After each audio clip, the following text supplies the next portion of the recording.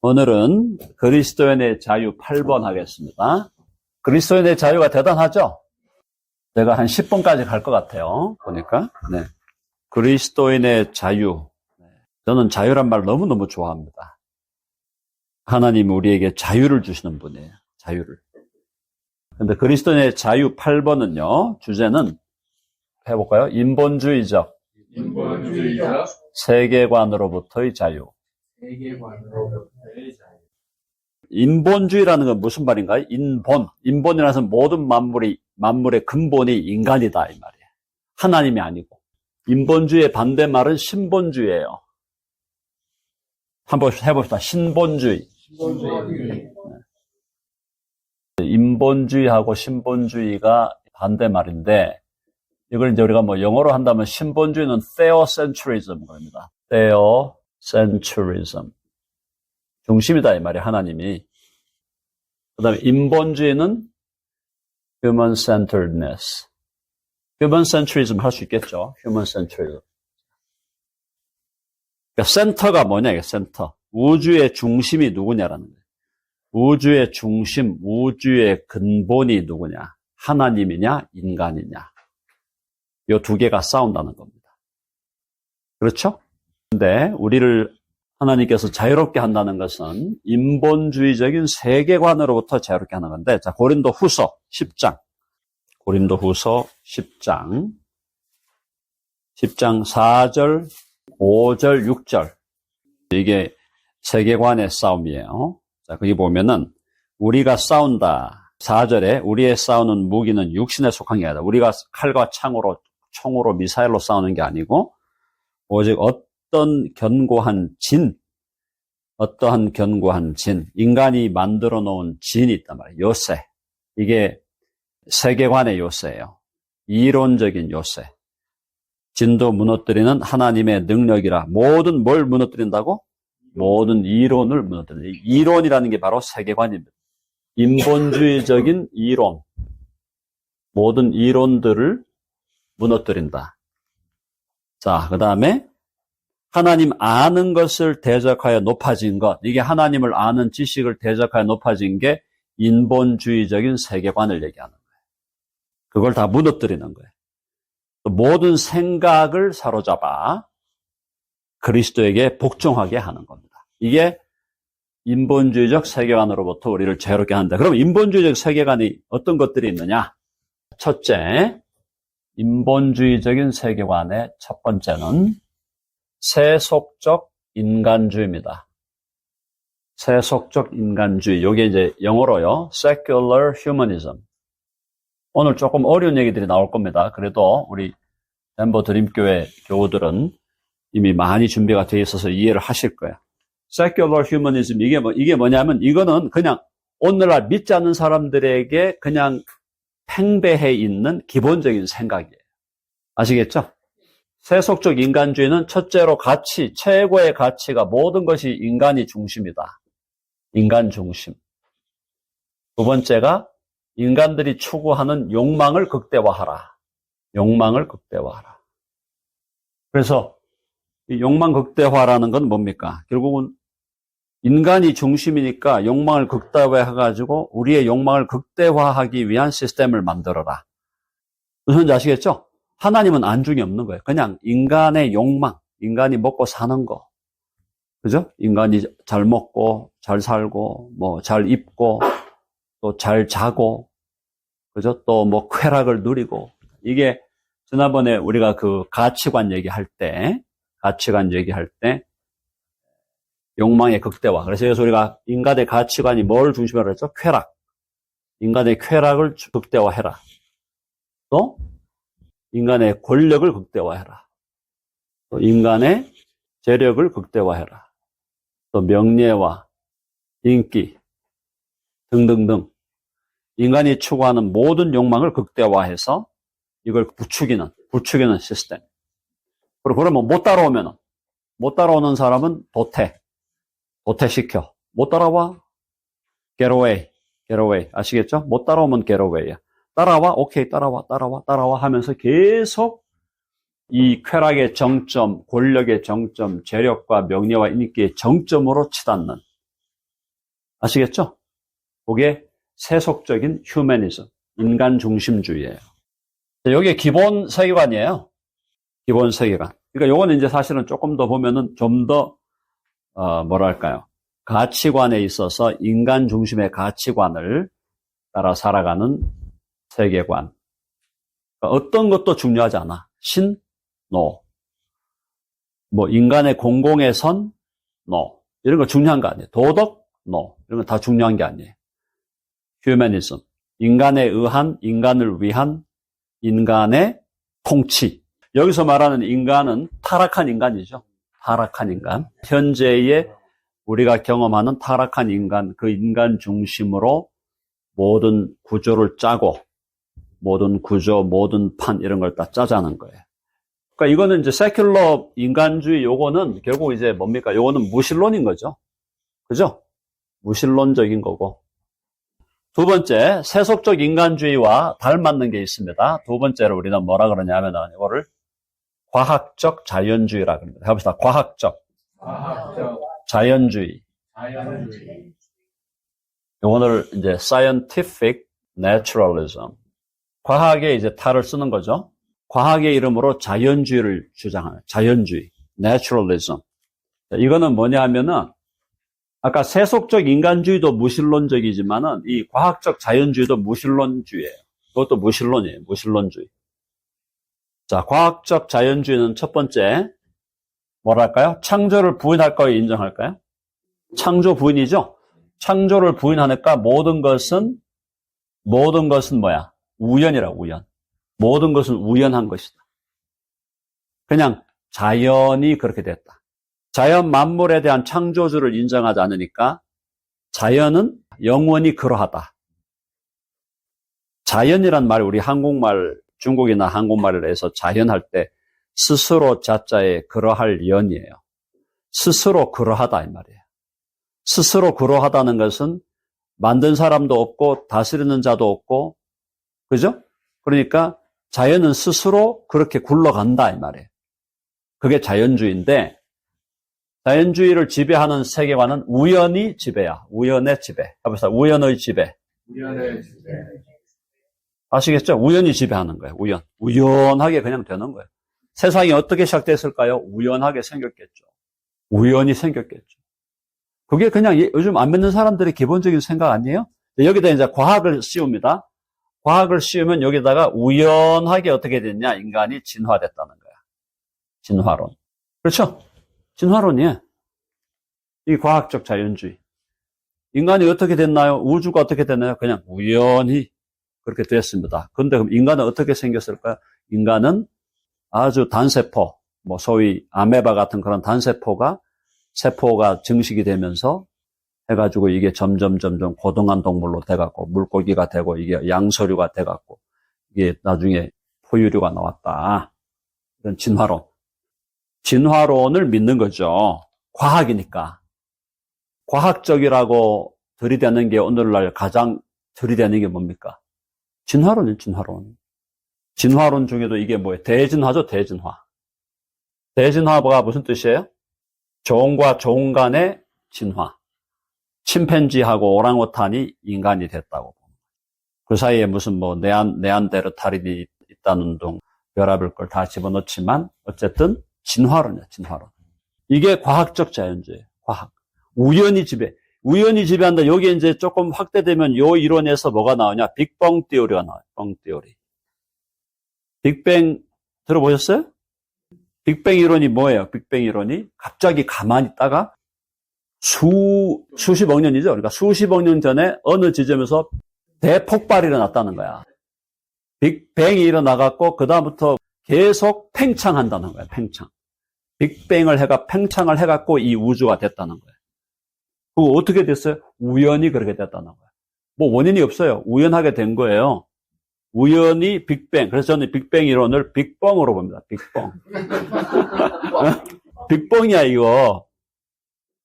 물론 이제 이 과학자들 중에 이 빅뱅 이론을 창조와 연결하려 하는 분들도 있습니다. 최초의 커다란 빅뱅이 난 거는 하나님의 처음 창조와 연결될 수 있다. 뭐 그렇게 과학적으로 억지로 연결시킨다면 뭐 반대할 의도는 없어요. 근데 과학자들이 주장하는 빅뱅 이론은 이거라니까 우연히 지배하는 거예요.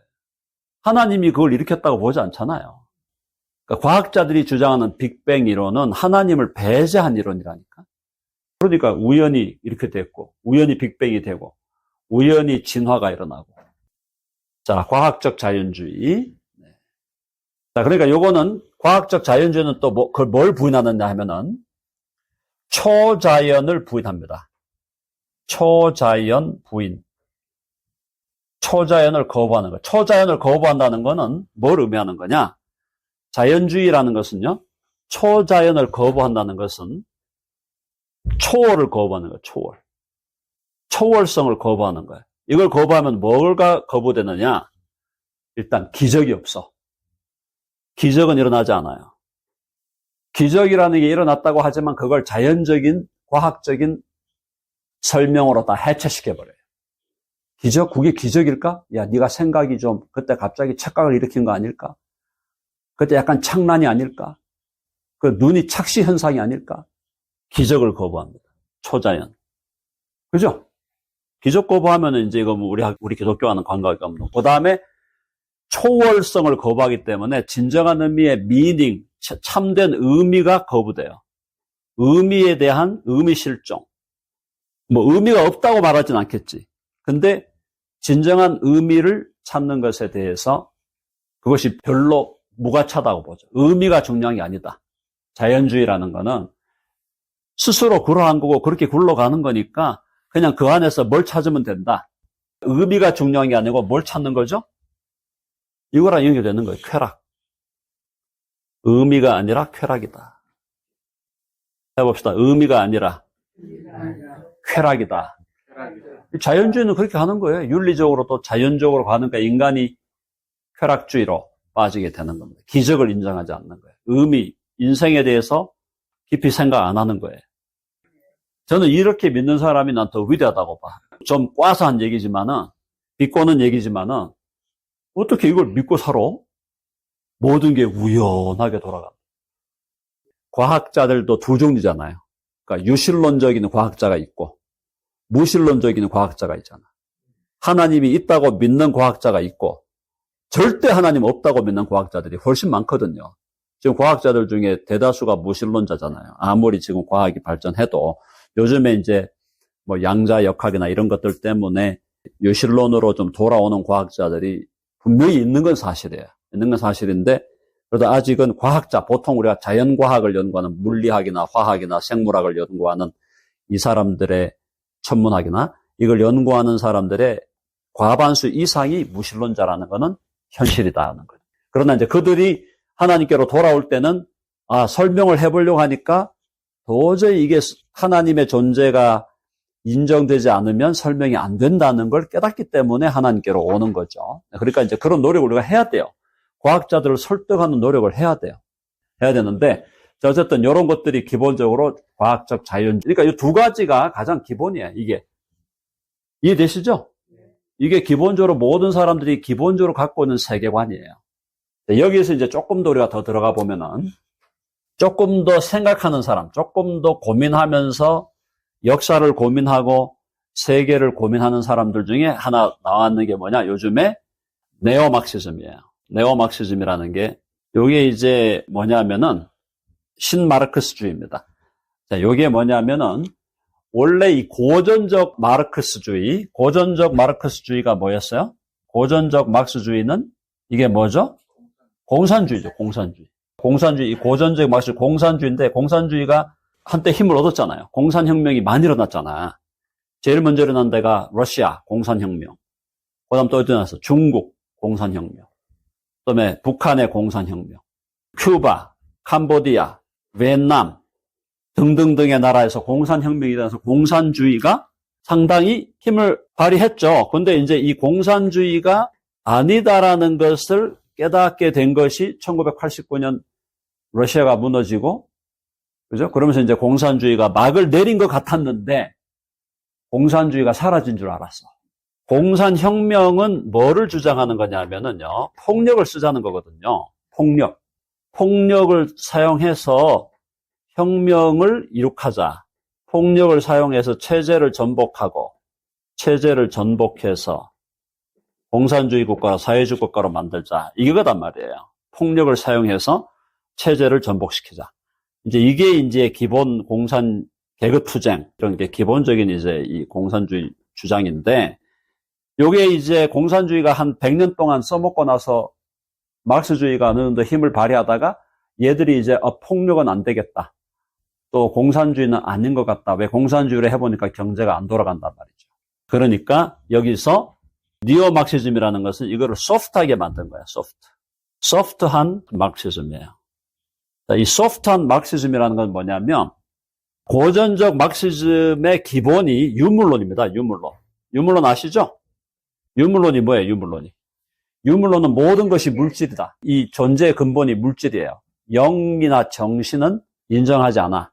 영과 정신이 있다는 건 인정하더라도 그것도 역시 그냥 물질이 변형된 것뿐이에요.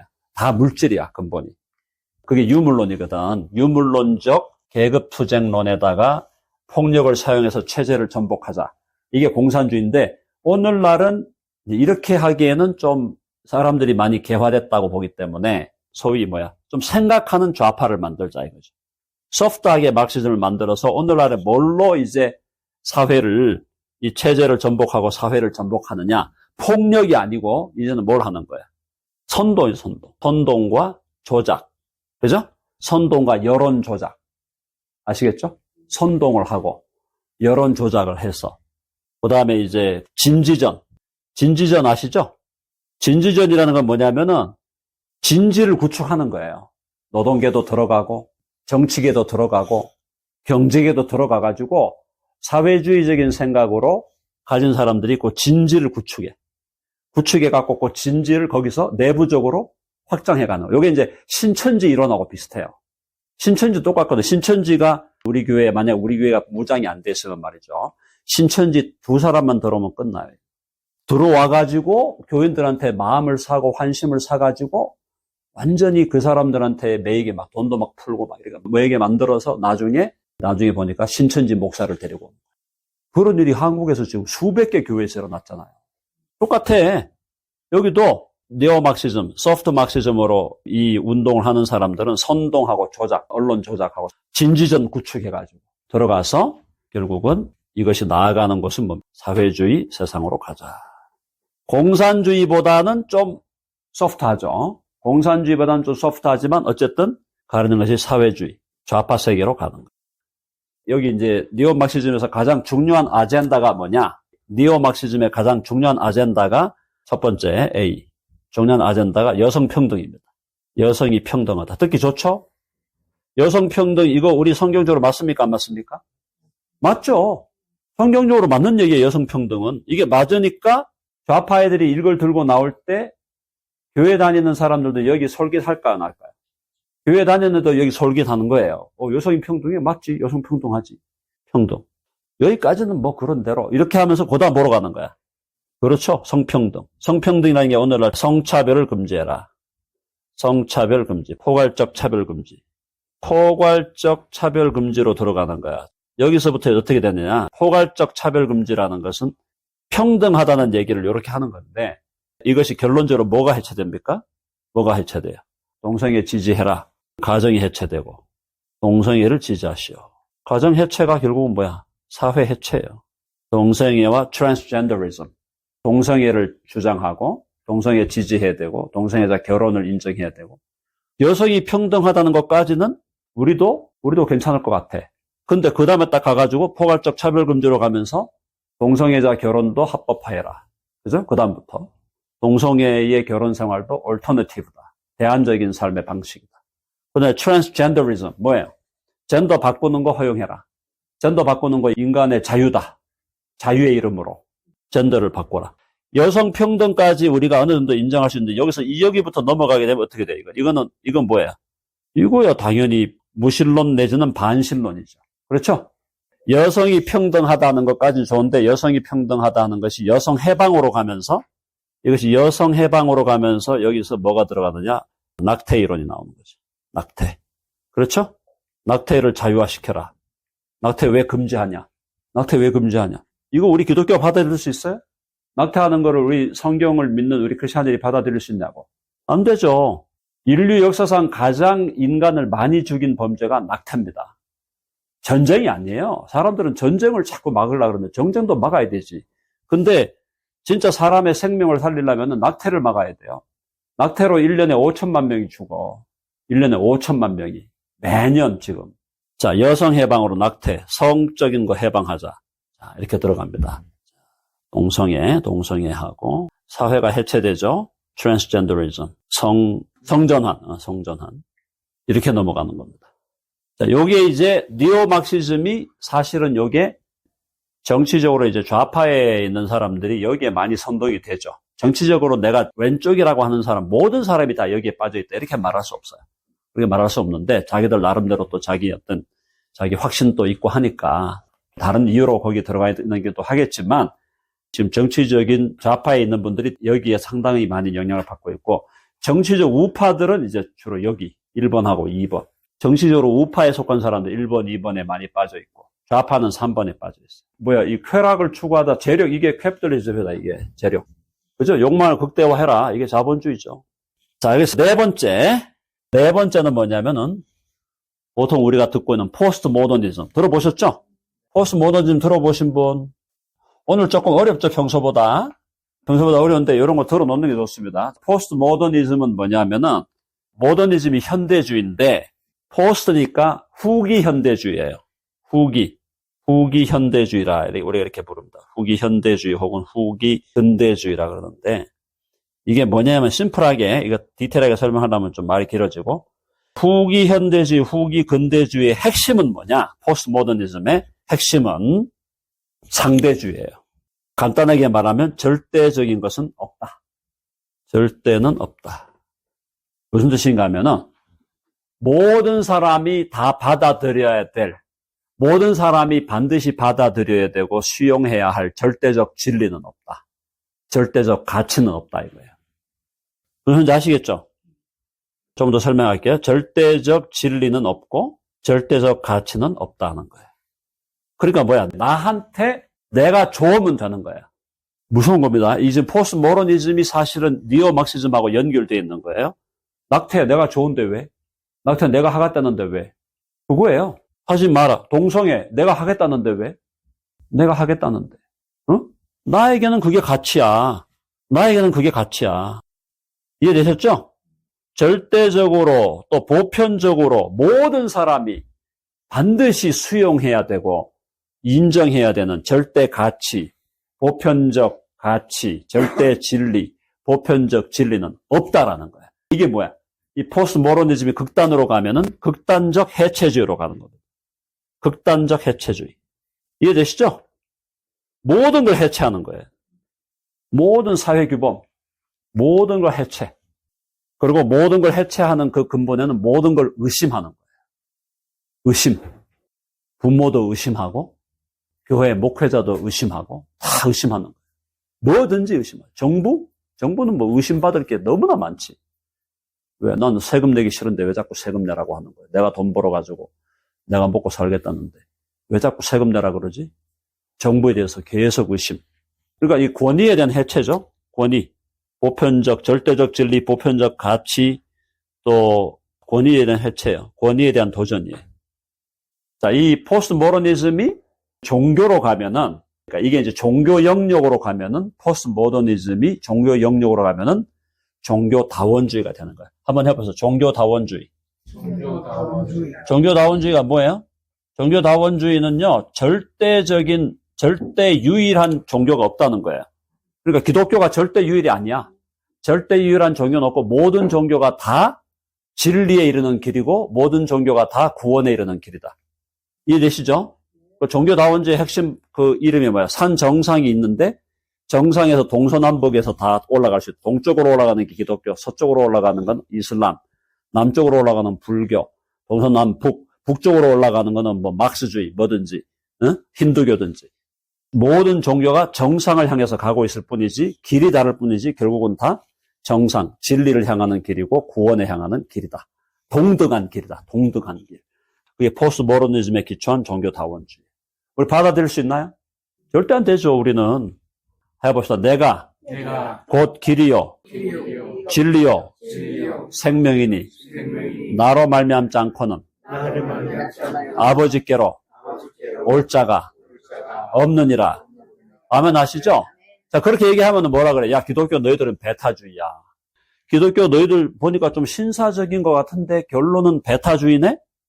기독교 신사적인 것 같았어. 근데 왜 너희들은 베타적이야? 이거 이제 기독교를 그렇게 까는 거죠. 왜 너희들만 진리라 그래? 왜 너희들만 구원 있다 그래? 왜 너희들만 유일하다 그래? 이렇게 얘기하는 거예요. 우리가 뭐라 그래야 됩니까? 우리가 뭐라 그래야 돼?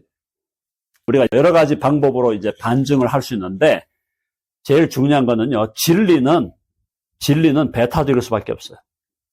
요걸 이제 부인하면 안 되는 거죠. 여기서 못 만나면 끝나는 거죠. 자, 진리가 베타적이라는 것은 뭐예요?